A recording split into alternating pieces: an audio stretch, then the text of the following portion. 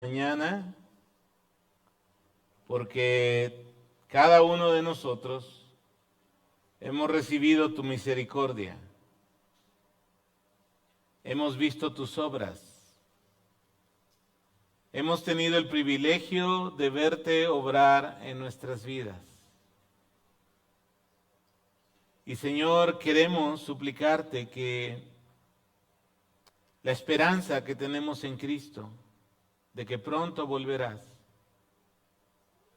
pueda mover nuestro corazón a confiar en ti, porque eres digno de confianza, porque eres bueno, porque Señor, una y otra vez hemos visto muestras de tu misericordia, de tu bondad y de tu poder para nuestras vidas. Padre, bendice tu palabra. Ruego que tu Espíritu Santo pueda tocar nuestros corazones. En el nombre de Jesús. Amén.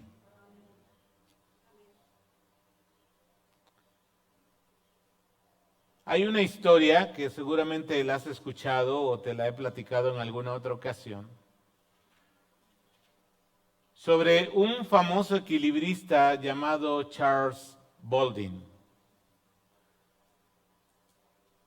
En 1859, ya hace algunos años de eso, tuvo la osadía de cruzar sobre una cuerda floja las cataratas del Niágara.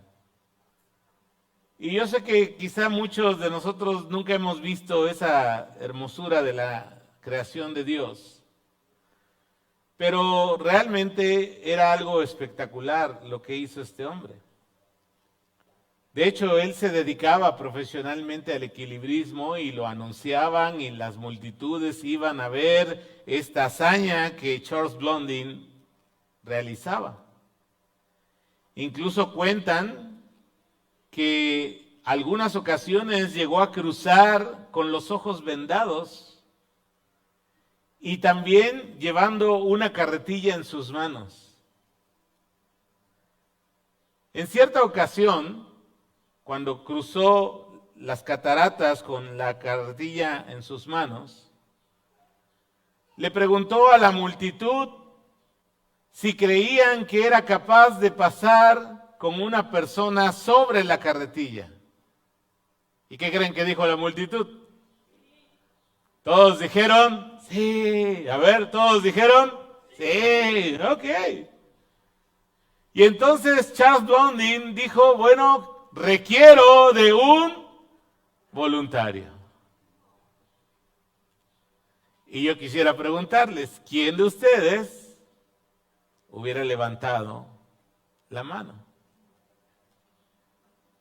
Y obviamente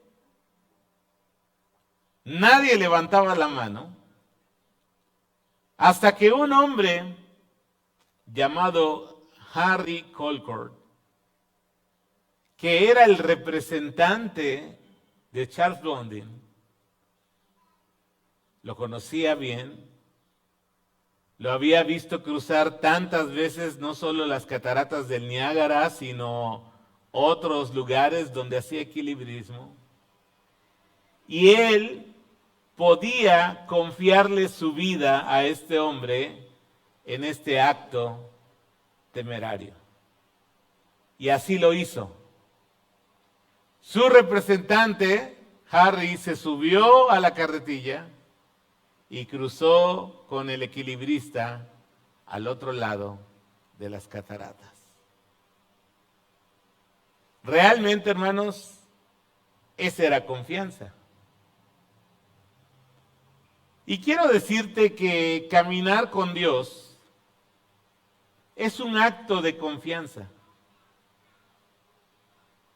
Y cuanto más conocemos al Señor, cuanto más vemos sus obras, nuestro corazón crecerá en confianza y en obediencia a su palabra y estaremos dispuestos a poner nuestra vida en sus manos. Porque, queridos hermanos y amigos, quiero decirte una cosa. Hoy muchas personas que dicen creer en Dios, que dicen confiar en Dios, lo hacen de una manera selectiva, de una manera parcial. O sea, confío en Dios en ciertas cosas, en lo que necesito, en lo que sé que quizá para mí es imposible hacer. Pero hay otros aspectos de mi vida donde yo decido tener el control y en lugar de ceder el control de mi vida y mi obediencia a la palabra de Dios, yo decido caminar como a mí me da mi gana. Y quiero decirte que eso revela que nuestra fe todavía no está madura.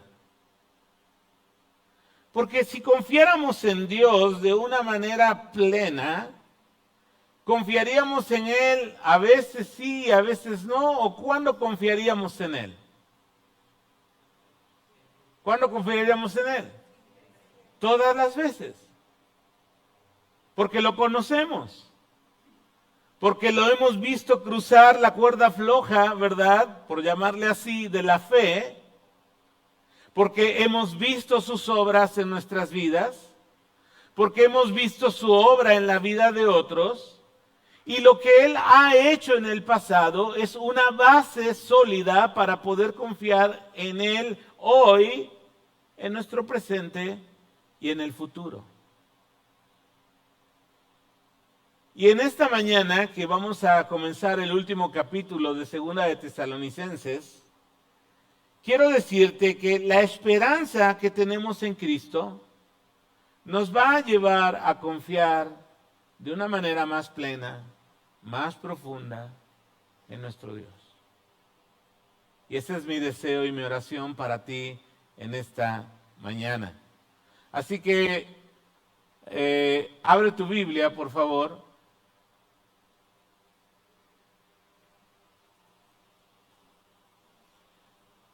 Segunda de Tesalonicenses, por favor, capítulo 3.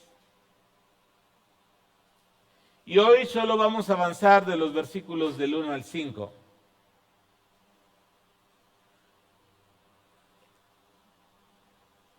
Dice la palabra lo siguiente. Por lo demás, hermanos, orad por nosotros. Vamos a hacer aquí una primera pausa.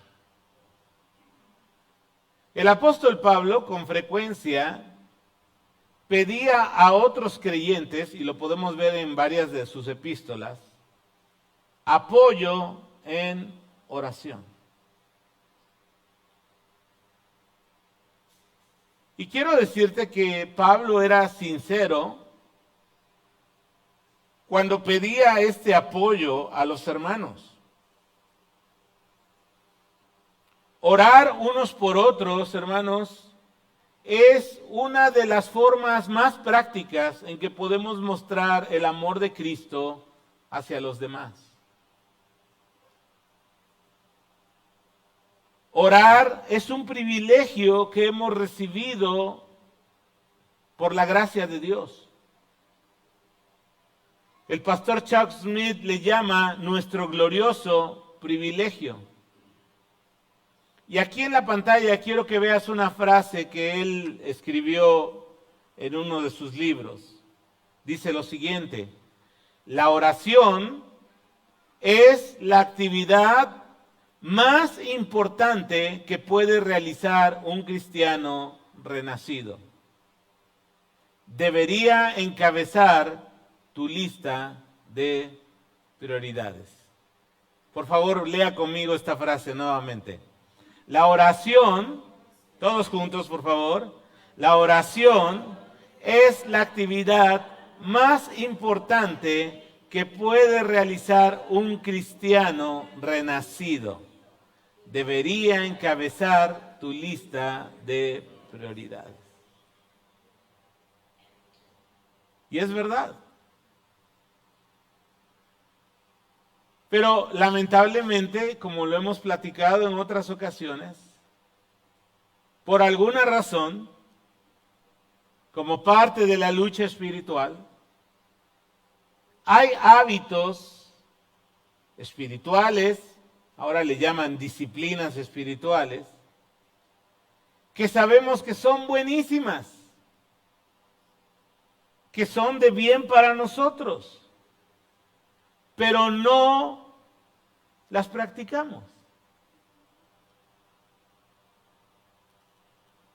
Por ejemplo, hoy que está la cultura del fitness, la cultura del cuerpo, todos sabemos que hacer ejercicio es algo bueno, ¿cierto o no? Ayuda al cuerpo. Hemos caído en un estilo de vida muy sedentario por el tipo de actividades, de trabajos, de cosas que hacemos. Y se nos olvida que Dios creó el cuerpo para estar en movimiento. Y yo te aseguro que la mayoría de los que estamos aquí vamos a decir afirmativamente que es bueno hacer ejercicio. Pero al mismo tiempo, si hacemos una encuesta entre nosotros mismos ahora, vamos a descubrir que la gran mayoría de nosotros no tiene la disciplina de hacer ejercicio. ¿Cierto o no? Ahora, lo mismo pasa con las disciplinas espirituales. La oración, la meditación de la palabra de Dios, el compañerismo cristiano, el compartir la fe con otros. Sabemos que son cosas que Dios nos pide, que Dios nos demanda, nos ordena. Sabemos que son buenas para nuestra fe, pero por alguna razón no las hacemos. ¿Y sabes qué pasa? Que no forman parte de nuestra lista de prioridades. Cuando algo forma parte de nuestras prioridades, estamos bien al pendiente por hacer esas cosas. Muchos creyentes, por ejemplo, no está en su lista de prioridades abrir la palabra. Si bien le va cada domingo cuando va a la iglesia, ¿verdad? Abra su Biblia, caray, se me olvidó, bueno, en el teléfono, aunque sea, ¿no? Para muchos otros creyentes no está en su lista de prioridades la oración. O no está en su lista de prioridades desarrollar compañerismo, comunión con otros creyentes. No está en su lista de prioridades congregarse. Si no tengo otra cosa mejor que hacer, voy a ir a la iglesia mañana. Y eso sucede con muchísima frecuencia. Y hermanos, la oración tiene beneficios para la vida del creyente. Y quiero que veas en la siguiente diapositiva 5 beneficios que la oración tiene para nosotros. En primer lugar, nos permite tener una relación en crecimiento con Dios. Conocemos a las personas cuando hablamos con ellas, ¿cierto o no? Y entre más platicamos con las personas, más descubrimos cómo son, o cómo soy, o cómo eres. Cuando nosotros empezamos a descubrir que a través de la oración podemos conocer mejor a Dios, vamos a crecer. Vamos a entender mejor sus planes. En segundo lugar, la oración da paz en la mente y el corazón del creyente. ¿Te acuerdas el método antiestrés de Dios de Filipenses 4? Por nada estéis, sino sean todas vuestras peticiones conocidas delante de Dios en toda oración y ruego, y la paz de Dios que sobrepasa todo entendimiento, guardará tus pensamientos y tu corazón en Cristo Jesús. Y claro, a veces oras 2 minutos y no hayas paz. Es una lucha a veces de la mente y de las emociones. Yo a veces digo, ¿no? La mente va por un camino y las emociones van por otro. Pero debiéramos descubrir y orar lo necesario hasta que Dios nos dé la bendición de su paz. Amén.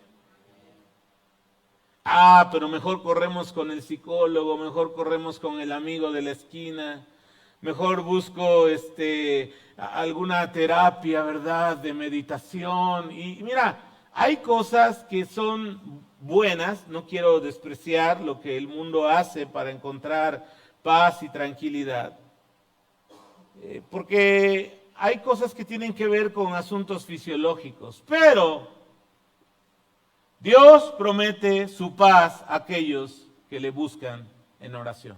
Amén. En tercer lugar, la oración nos va a ayudar a crecer en nuestra fe. Y es que hay algo maravilloso cuando oramos. Dios siempre me escucha. Dios siempre te escucha. Claro, Él contestará a su tiempo, conforme a su voluntad y para tu bien. Porque acuérdate, la voluntad de Dios es buena, agradable, perfecta. Pero qué privilegio, hermanos, que el Dios creador de todo lo que existe, el sustentador de todas las cosas, tenga en su corazón escuchar tu clamor, tus ruegos, tu oración.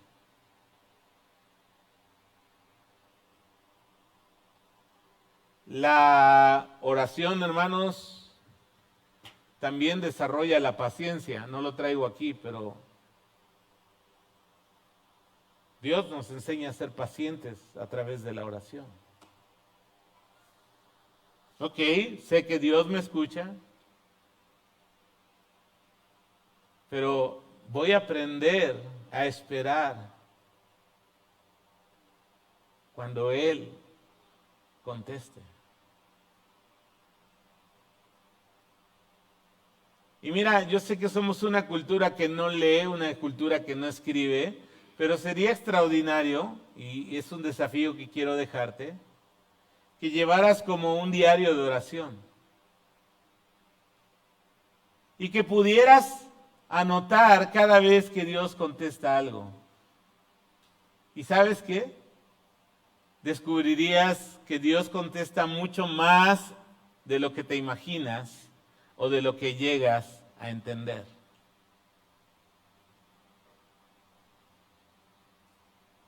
¿Y eso qué va a producir?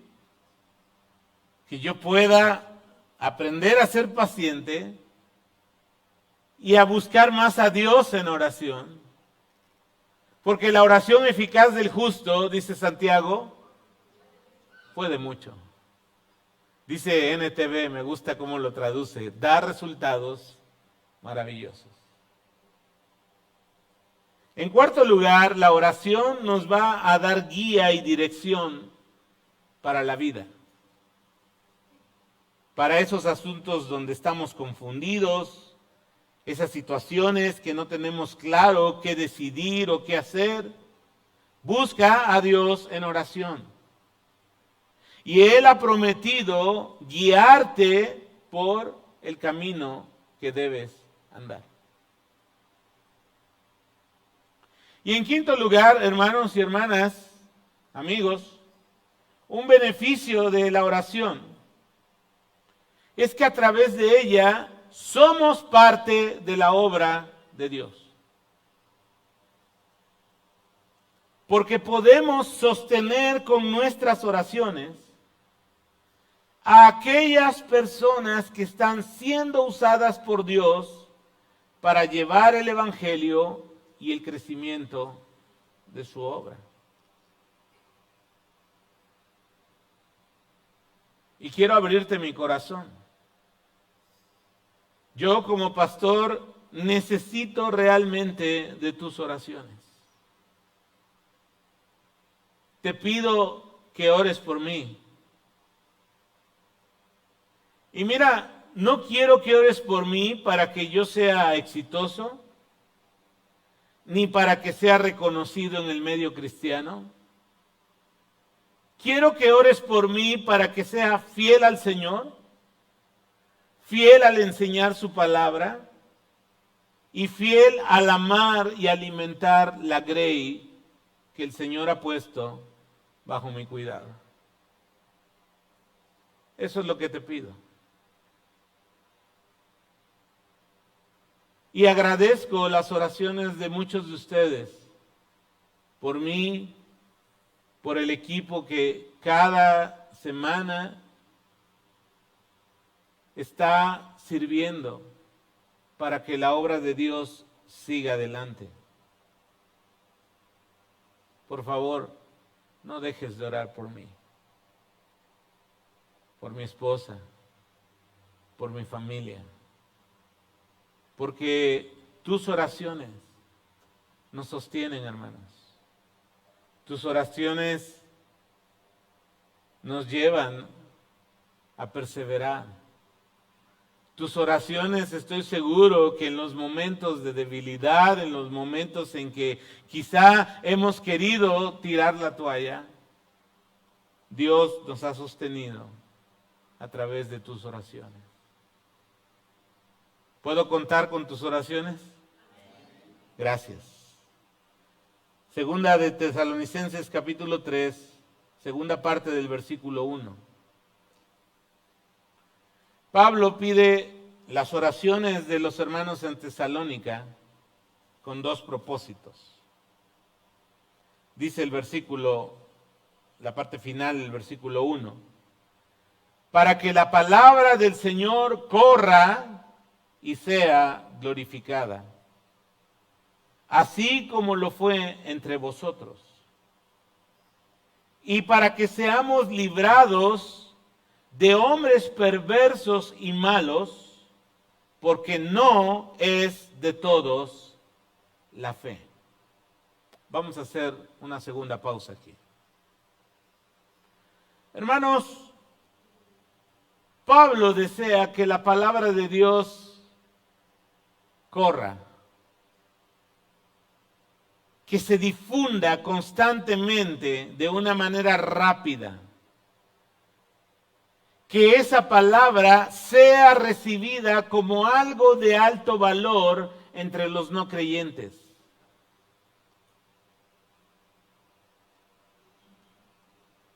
Y hermanos, eso es algo que solo el Espíritu de Dios puede hacer.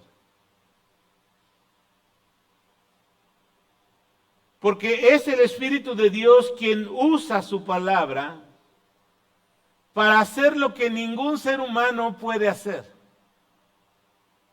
Tocar corazones y cambiar vidas.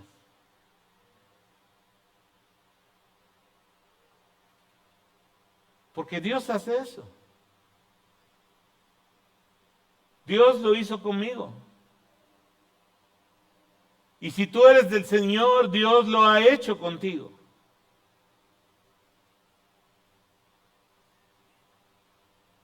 Para mí, conocer a Cristo a los 14 años de edad, hermanos, fue algo que simplemente fue un parteaguas en mi vida. Y recuerdo el momento, recuerdo las circunstancias en que le entregué mi vida a Cristo y se quebranta mi corazón.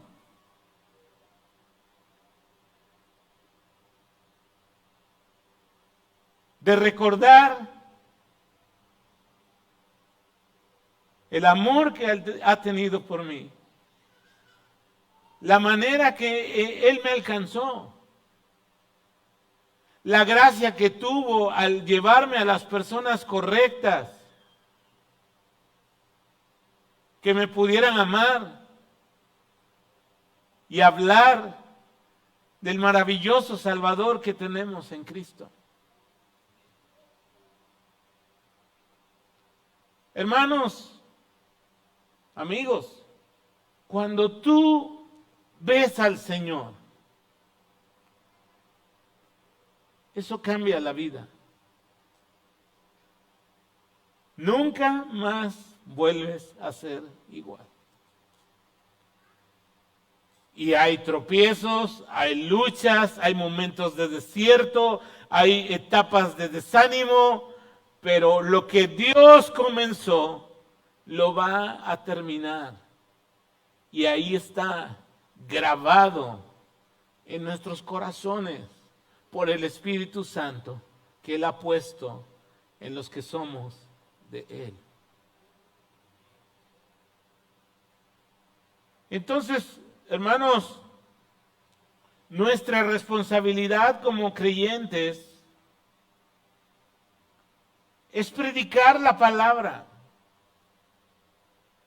y orar que esa palabra corra, dice Pablo, que vaya sin obstáculos. Porque hay muchos obstáculos, hay muchos que se oponen para que la palabra de Dios fluya.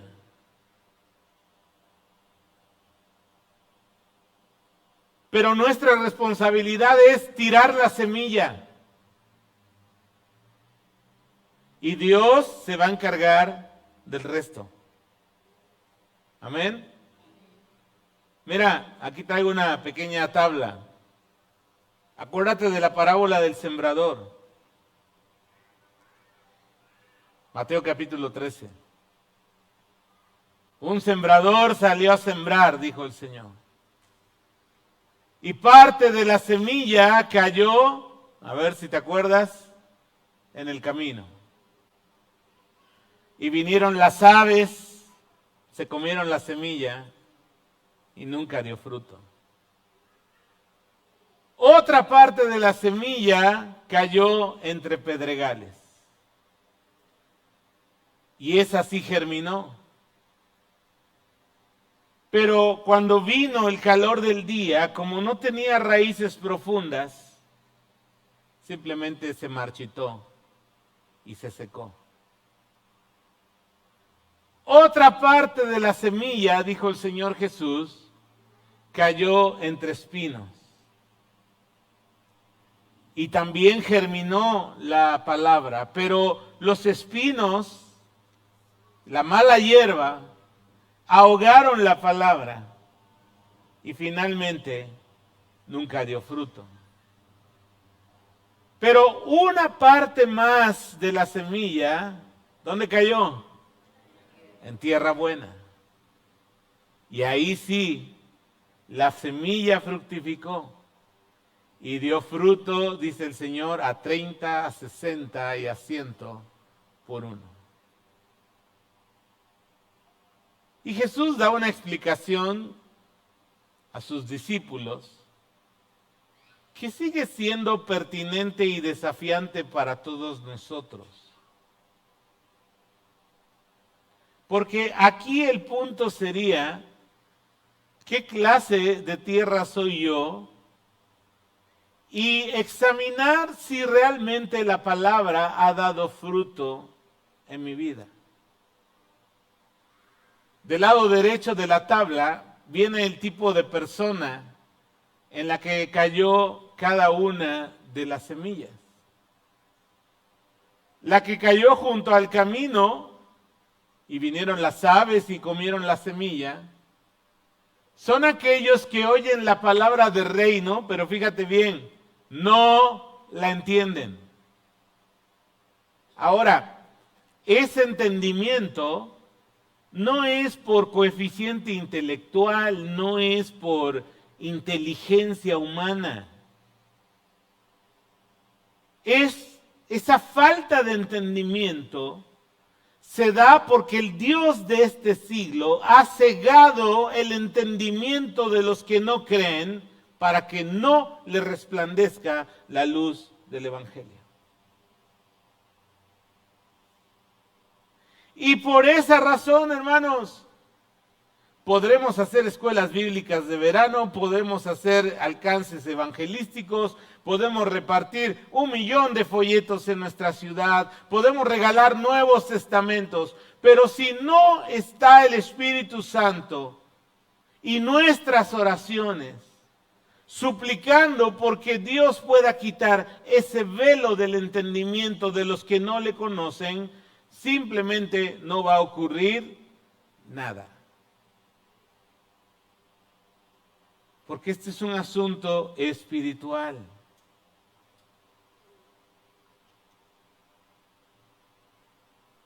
¿A cuántos de nosotros no nos pasó? Perdón, estoy muy emocionado y ya me dio sed.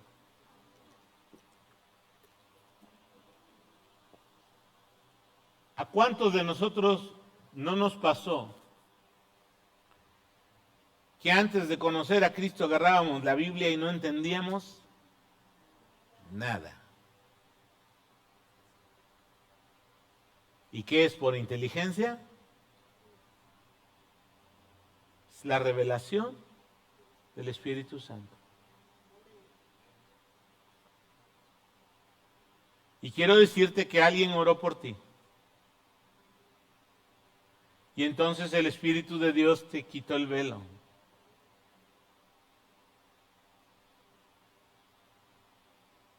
Y te dio la capacidad de entender tu condición, mi condición de pecador, perdido, muerto, sin esperanza, sin fe y sin Dios. Me encanta una frase en Hechos cuando Pablo está predicando a la orilla de un río y dice que Lidia, una mujer de cierto prestigio en esa ciudad, dice que el Señor abrió su corazón para que entendiera el Evangelio.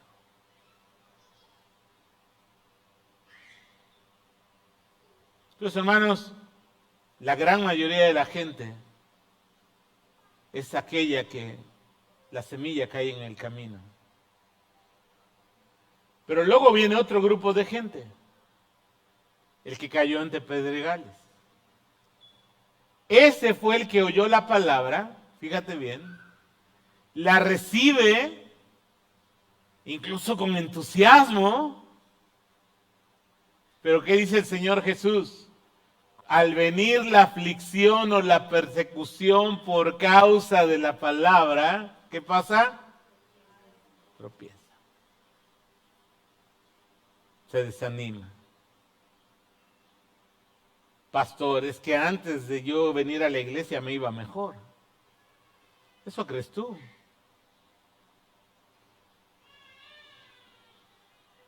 Pero no hay nada como conocer a Cristo.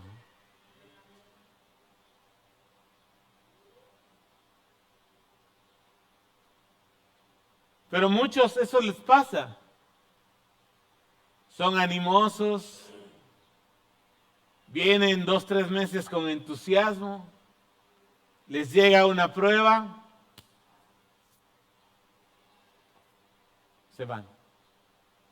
Y si me estás escuchando en línea y eso ha pasado contigo, te digo una cosa, regresa al camino del Señor.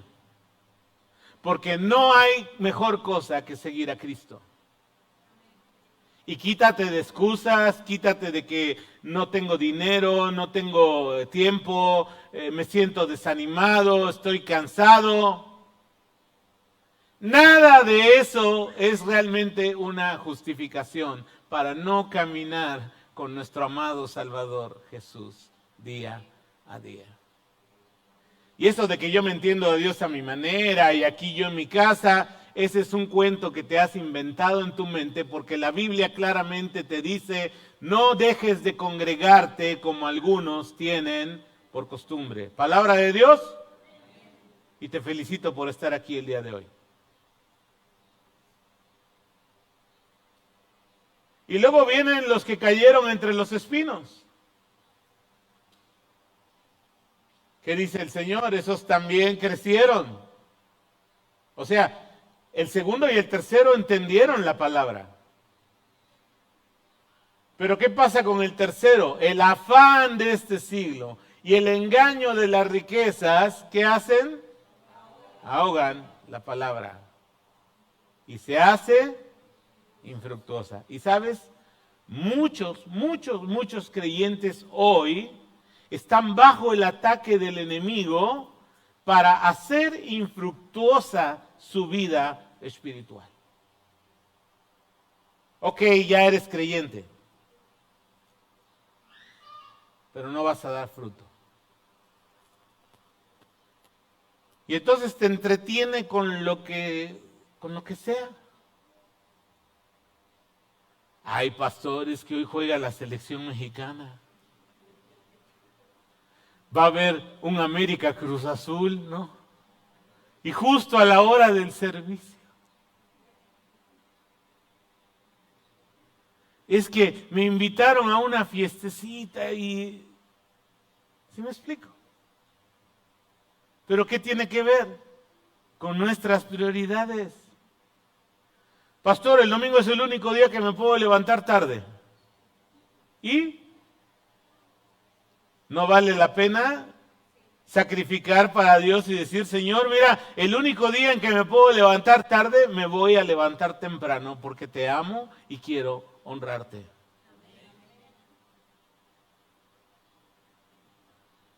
Y Dios te va a recompensar. Dios no es deudor de nadie. Pero ahí están los afanes de este siglo. ¿Cuáles son los afanes de este siglo? Bueno, ese es un pecado. ¿Cuáles son los afanes? Acuérdate de Primera de Juan. La vanagloria de la vida, los deseos de los ojos, los deseos de la carne.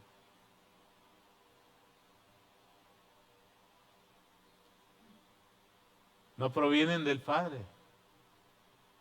¿De dónde provienen? Del mundo. Y el mundo pasa y sus deseos, pero el que hace la voluntad de Dios permanece para siempre. Mira, quiero que me ayudes a orar. Esto quiero dejártelo como un desafío. En estas últimas semanas he tenido una gran carga por la generación entre los 20 y 30 años de nuestras iglesias.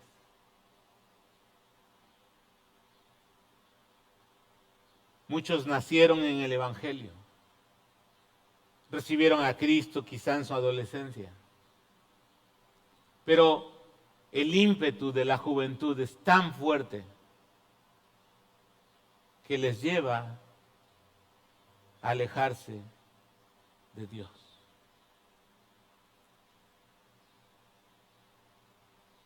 Y yo tengo carga, hermanos.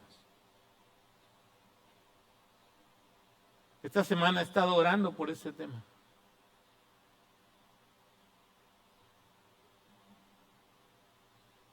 Y no quiero ni criticarlos, ni quiero juzgarlos, ni quiero señalarlos. Simplemente mi oración es, Señor, que ellos recuerden el gran amor que les has tenido. Y que puedan volver a poner su confianza en ti en esta etapa de su vida. Porque justo en esa década de los 20 y de los 30 es cuando tomamos muchas de las decisiones que afectan prácticamente toda nuestra vida.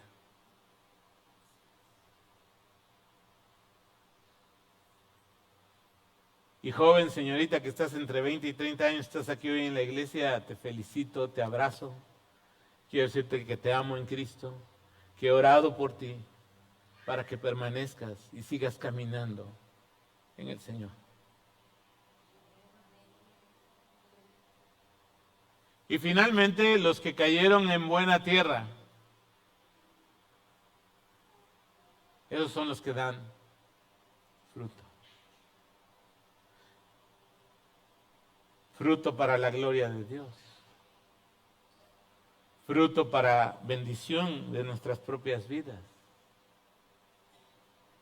Y hermanos, lo que quiero concluir de este tema en este momento es lo siguiente. ¿Cuál es nuestra responsabilidad? Tirar la semilla. ¿Cuál es nuestra responsabilidad? Orar porque la palabra corra, fluya sin obstáculos.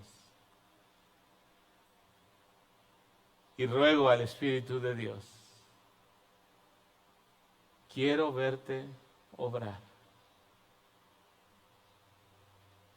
entre nosotros y entre los que no te conocen, que están alrededor de nosotros. Amén. Sigamos, 2 de Tesalonicenses.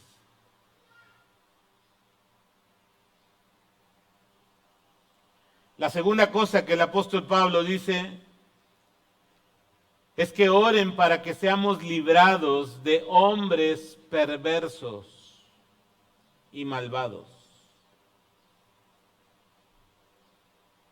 Siempre hay personas que se oponen a la predicación del Evangelio y que prospere la obra de Dios. Muchas de esas personas no conocen a Dios e incluso tienen tratos con las huestes espirituales de maldad.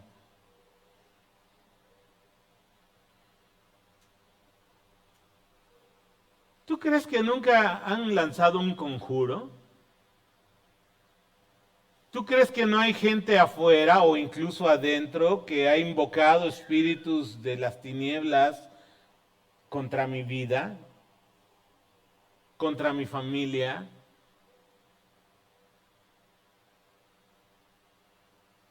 Mira, no soy mucho de contar cosas personales. Bueno, de mi enfermedad les he platicado porque ha sido tan notorio, ¿no? Pero hubo una etapa que tuvimos algunas dificultades en nuestra familia. Y acuérdate mi trasfondo, o sea, yo no crecí en una iglesia donde en todos lados se ven demonios. Es más, tuve que moverme de una posición como muy conservadora a ese tema a una posición más abierta porque lo he visto. Pero yo recuerdo que estábamos en una lucha interna familiar, no entre nosotros, sino algo estaba oprimiendo nuestro seno familiar. Y yo me acuerdo que estaba en mi recámara, todos los demás estaban dormidos porque yo antes solía ser el último en dormirme. Y claramente vi pasar una sombra por la puerta del cuarto de mis hijas. Y me levanté inmediatamente, un segundo, y no había nadie. Mis hijas estaban dormidas. Y entonces entendí una cosa, que la lucha espiritual es real. Y hay personas, hermanos, que nos desean el mal. Y hacen cosas para que sus huestes estorben la obra de Dios.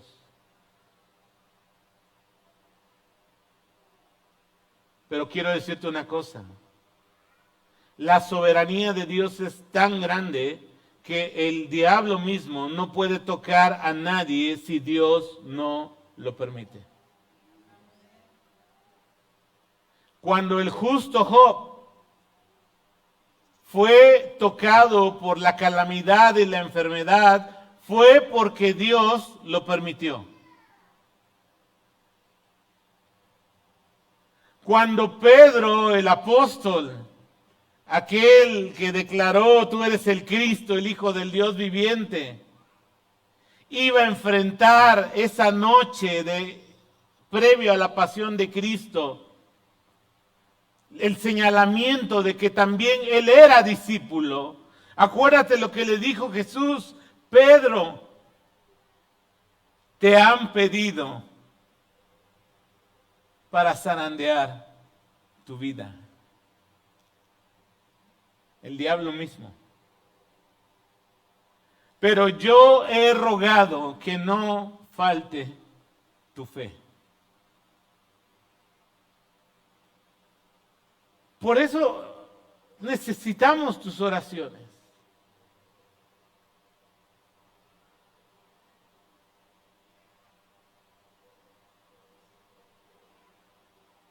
Por eso necesitamos cubrirnos unos a otros en oración.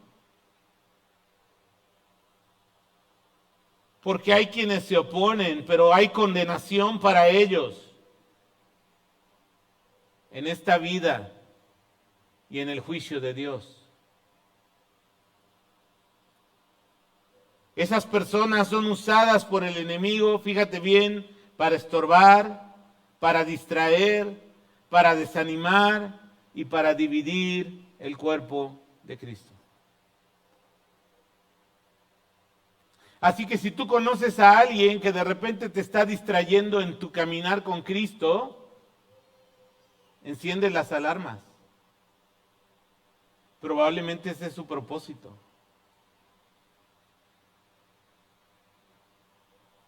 Lamentablemente, también hay muchas personas que desde dentro de la iglesia estorban la obra del Señor. Han escuchado el Evangelio, muchas veces son parte del equipo de servidores o incluso del liderazgo mismo de una iglesia, pero su corazón no es sincero. No están enfocados en el reino de Dios y su gloria, sino están enfocados en su propio provecho, su promoción personal y su gloria personal. Y estas personas, hermanos, hacen mucho daño a la obra de Dios. Mira lo que dice el versículo de Hechos, capítulo 20, versículo 28 al 30. Pablo, llamando a los ancianos de la ciudad de Éfeso, mientras va en su viaje a Jerusalén, donde va a ser aprehendido y va a pasar algunos años en la cárcel, llama a estos líderes y les dice lo siguiente: por lo tanto, mirad por vosotros y por el rebaño en que el Espíritu Santo, fíjate bien, el Espíritu Santo os ha puesto por obispos, por supervisores, por sobrevedores, para apacentar la iglesia del Señor, la cual él ganó por su propia sangre. Pues yo sé que después de mi partida entrarán en medio de vosotros, ¿qué tipo de personas? Dilo fuerte. Lobos rapaces, que no perdonarán al rebaño. Y de vosotros mismos se levantarán hombres que hablen cosas perversas para arrastrar tras sí a los discípulos. Mira en 2 de Timoteo capítulo 4 versículo 14 lo que dice Pablo a su discípulo Timoteo. Alejandro el calderero me ha causado muchos males. El Señor le pague conforme a sus hechos. Guárdate tú también de él, pues en gran manera se ha opuesto a nuestras palabras.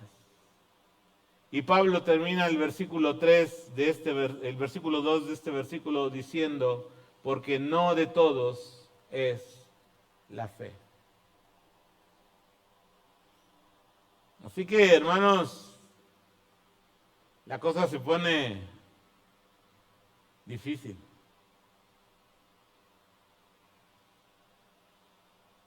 Versículo 3 de 2 de Tesalonicenses. Pero fiel es Dios. Amén. Pero fiel es el Señor, que os afirmará y guardará del mal. En medio de peligros, en medio de la batalla espiritual, Dios es siempre fiel. Dios es digno de nuestra confianza. Él es nuestro lugar seguro a donde podemos correr a refugiarnos. Y Pablo dice que Dios afirmará tu fe. Dios es el único que puede fijar firmemente tu fe en Él y te va a hacer perseverar en su camino. Dios va a darte en tu mente y en tu corazón la firme decisión de seguirle a pesar de lo que venga. Amén. No importa lo que venga.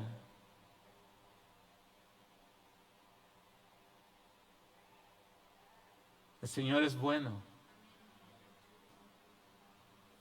El Señor está a mi lado. El Señor ha prometido guardarme para su salvación en el día de su manifestación gloriosa. Pase lo que pase. Pablo pasó por cárceles, por persecuciones, por naufragios, por latigazos, por la oposición de personas dentro de la iglesia, por calumnias, y al final fue llevado al martirio bajo la persecución de Nerón. Pero Pablo, Dios le dio la gracia de terminar bien la carrera de la fe. Y mi oración personal es: Señor, concédeme la gracia de terminar bien la carrera, de guardar la fe hasta el final. Que esa sea tu oración también, hermano, hermana. Versículo 4 y 5. Y tenemos confianza respecto a vosotros en el Señor, de que hacéis y haréis lo que os hemos mandado. Y el Señor encamine vuestros corazones al amor de Dios y a la paciencia de Cristo. Mira, Pablo confía en que estos hermanos en Tesalónica, al vivir con la expectativa de la venida del Señor, puedan responder con obediencia al Señor y a su palabra. Porque, hermanos, como creyentes debemos entender que hay una parte humana donde nosotros, al obedecer la palabra, cooperamos con el Señor para poder aprender a poner nuestra confianza plenamente en Él. A poner nuestro corazón, nuestras emociones, nuestros pensamientos, nuestras decisiones, nuestras acciones bajo la autoridad de la palabra de Dios. Que el consejo de Dios, hermanos, no sea una de nuestras alternativas, sino que sea la única, para que podamos caminar en sus sendas para su gloria y bendición nuestra. Acuérdate lo que dice Proverbios capítulo 3, versículos 5 y 6. Confía en el Señor con todo tu corazón y no te apoyes en tu propio entendimiento. Reconócelo en todos tus caminos y Él enderezará tus sendas.